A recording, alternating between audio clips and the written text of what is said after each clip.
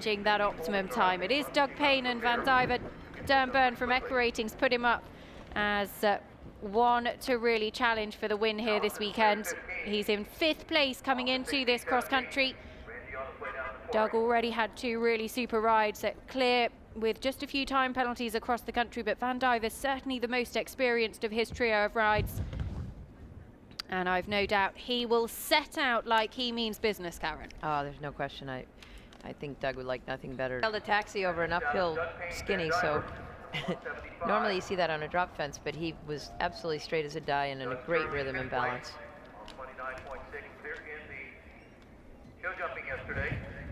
So Doug Payne, Van Diver comes forward. Looking up right now, you know, in the other water, he barely got in, and then he was funny at the corner. Around the beaver pond, to 9 and 10. Well, and that she's is trying again, but now that to me is a mistake on her part. She needs to go and reorganize, resort it out, and fight another day. She's put the hand up, so Alison Springer retires with Lord willing. I'm sure we'll see that combination in the future. But Doug Payne, Van Diver, chasing the optimum time of 6 minutes and 51 seconds. We've yet to see anybody achieve it here this weekend. Ian Stark's cross-country track certainly proving the challenge that we thought it would be. After 2 stops. And at the second water. We've 2 combinations out on course. Randy Ward and Grando, who will come back in Szymanski. And under suspension, this is Doug Payne and Van Diver.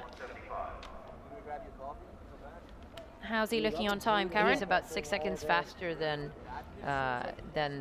the ones that were going in the beginning to challenge these leaders. There's Doug going over the ditch and brush and coming up the hill, hugging the left-hand rope till he makes his turn to the first of the 2 water jumps.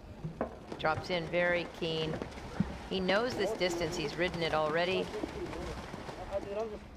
And another American rider, unlike Felix, that came out of the water and took a tug to an uphill chicaner, rather than just setting sail and letting that rhythm carry forward into a beautiful long stride over the chicaner. Cost a second or more. Well, Doug Payne, Van Diver, 18 seconds in hand to go ahead of. Fairly close to the times of the second tier of fast riders. But Doug Payne and Van Diver. Now this is going to be very interesting, Karen, because he is pushing towards home, and I don't know how much time. He's on a fast round. He is really on a quick round. Well, will he be, do we think, our first to make the optimum time of 6 minutes and 51 seconds? Well, the way I look at it is he has to in order for me to win the bet. Because otherwise there won't be 4 inside the time. I think you might be pushing it still, I'm Karen. pretty sure I might be pushing it. Well, Doug Payne and Van Diver is kicking towards home. He has 25 seconds to get home. This could well be the one that could make the optimum time for the very first time He's today. Flying. He's got 8 seconds. He's Come got on. some time in hand, but of course he wants to but he put wants the to make the pressure time. on. He sees a good stride. His groom is jumping the last with him. He's inside the time. If my